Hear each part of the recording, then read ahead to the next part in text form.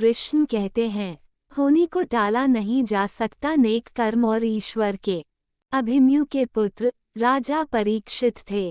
राजा परीक्षित के बाद उनके लड़के जन्मेजय राजा बने। एक दिन जन्मेजय वेदव्यास जी के पास बैठे थे। बातों ही बातों में जन्मेजय ने कुछ नाराजगी से वेदव्यास जी से कहा कि जहां आप समर्थ थे, भगवान श्री कृष्ण थे, भीष्म पितामह, गुरु द्रोणाचार्य, कुलगुरु कृपाचार्य जी, धर्मराज युधिष्ठिर जैसे महान लोग उपस्थित थे, फिर भी आप महाभारत के युद्ध को होने से नहीं रोक पाए और देखते देखते अपार जन धन की हानि हो गई। यदि मैं उस समय रहा होता तो अपने पुरुषार्थ से इस विनाश को होने से बचा लेता। अहंकार से भरे जन्मेजय के शब्द सुनकर भी व्यास जी शांत रहे। उन्होंने कहा, पुत्र, अपने पूर्वजों की क्षमता पर शंका न करो। यह विधि द्वारा निश्चित था, जो बदला नहीं जा सकता था। यदि ऐसा हो सकता तो श्री कृष्ण में ही इतनी सामर्थ्य थी कि वे युद्ध को रोक सकते थे। जन्मेजय अपनी बात पर अड़ा रहा और बोला, मैं इस सिद्धांत को नहीं मानता। अब तो भविष्यवक्ता है, मेरे जीवन की होने वाली किसी होनी को बताए, मैं उसे रोककर प्रमाणित कर दूंगा कि विधि का विधान निश्चित नहीं होता। व्यास जी ने कहा, पुत्र, यदि तू यही चाहता है तो सुन। कुछ वर्ष बाद तू काले घोड़े पर बैठकर शिकार करने जाएगा। दक्षिण दिशा में समुद्र तट पर पहुंचेगा। वहां तुम्हें एक सुंदर स्त्री मिलेगी, जिसे तू महलों में लाएगा और उससे विवाह करेगा। मैं तुमको मना करूंगा कि ये सब मत करना, लेकिन फिर भी तुम ये सब करोगे। इसके बाद उस लड़की के कहने पर तू एक यज्ञ करेगा। मैं तुमको आज ही चेता कर रहा हूं कि उस यज्ञ को तुम वृद्ध ब्राह्मणों से कराना, लेकिन वो यज्ञ तुम युवा ब्राह्मणों से कराओगे।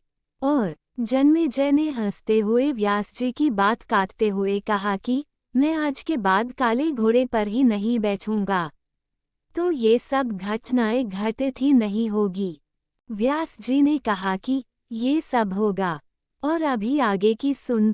उस यज्ञ में एक ऐसी घटना घटित होगी कि तुम उस रानी के कहने पर उन युवा ब्राह्मणों को प्राण दंड दोगे, जिससे तुझे ब्रह्म हत्या का पाप लगेगा और तुझे कुष्ठ रोग होगा, और वही तेरी मृत्यु का कारण बनेगा। इस घटनाक्रम को रोक सको तो रोक लो। वेदव्यास जी की बात सुनकर जन्मेजय ने एहतियातवश शिकार पर जाना ही छोड़ दिया। परंतु जब होनी का समय आया तो उसे शिकार पर जाने की बलवती इच्छा हुई। उसने सोचा कि काला घोड़ा नहीं लूंगा, पर उस दिन उसे अस्तबल में काला घोड़ा ही मिला। तब उसने सोचा कि मैं दक्षिण दिशा में नहीं जाऊंगा, परंतु घोड़ा अनियंत्रित होकर दक्षिण दिशा की ओर गया और समुद्र तट पर पहुंचा। वहां पर उसने एक सुंदर स्त्री को देखा और उस पर मोहित हुआ। जन्मेजय ने सोचा कि इसे लेकर महल में तो जाऊंगा, लेकिन शादी नहीं करूंगा। परंतु उसे महलों में लाने के बाद उसके प्यार में पड़कर उससे विवाह भी कर लिया। फिर रानी के कहने से जन्मेजय द्वारा यज्ञ भी किया गया। उस यज्ञ में युवा ब्राह्मण ही रखे गए। किसी बात पर युवा ब्राह्मण रानी पर हंसने लगे। रानी क्रोधित हो गई और रानी के कहने पर राजा जन्मेजय ने उन्हें प्राण दंड की सजा दे दी। फलस्वरूप उसे क्रोध हो गया। अब जन्मेजय घबरा गया और तुरंत व्यास जी के पास पहुंचा और उनसे जीवन बचाने के लिए प्रार्थना करने लगा। वेद व्यास जी ने कहा कि एक अंतिम अवसर तेरे प्राण बचाने का और देता हूँ।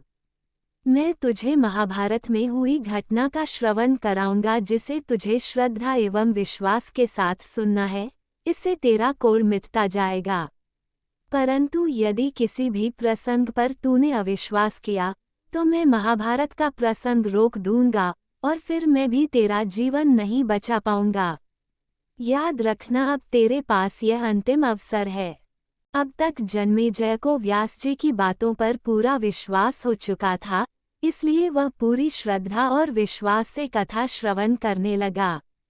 व्यास जी ने कथा आरंभ करी और जब भीम के बल के वे प्रसंग सुनाए, जिसमें भीम ने हाथियों को सूंडों से पकड़कर उन्हें अंतरिक्ष में उछाला, वे हाथी आज भी अंतरिक्ष में घूम रहे हैं।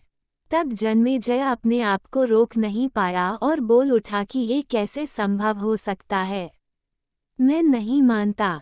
व्यास जी ने महाभारत का प्रसंग रोक दिया और कहा कि पुत्र, मैंने तुझे कितना समझाया कि अविश्वास मत करना, परंतु तुम अपने स्वभाव को नियंत्रित नहीं कर पाए, क्योंकि यह होनी द्वारा निश्चित था। फिर व्यास जी ने अपनी मंत्र शक्ति से आवाहन किया और वे हाथी पृथ्वी की आकर्षण शक्ति में आकर नीचे गिरने लगे। तब व्यास जी ने कहा, यह मेरी बात का प्रमाण है। जितनी मात्रा में जन्मेजय ने श्रद्धा विश्वास से कथा श्रवण की, उतनी मात्रा में वह उस कुष्ठ रोग से मुक्त हुआ, परंतु एक बिंदु रह गया और वही उसकी मृत्यु का कारण बना। इस कहानी की मुख्य सार यही है कि पहले बनती है तकदीरें, फिर बनते हैं शरीर। कर्म हमारे हाथ में है, लेकिन उसका फल हमारे हाथों में नहीं है। गीता के 11वें अध्याय के 33वें श्लोक में श्री कृष्ण अर्जुन से कहते हैं, उठ खड़ा हो और अपने कार्य द्वारा यश प्राप्त कर। ये सब तो मेरे द्वारा पहले ही मारे जा चुके हैं, तू तो केवल निमित्त बना है। होनी को टाला नहीं जा सकता, लेकिन नेक कर्म व ईश्वर नाम जाप से होनी के प्रभाव को कम किया जा सकता है, अर्थात रोग आएंगे परंतु पीड़ा नहीं होगी।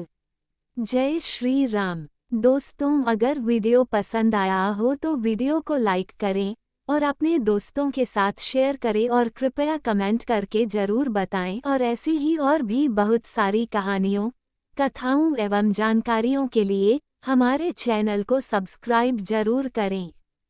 धन्यवाद।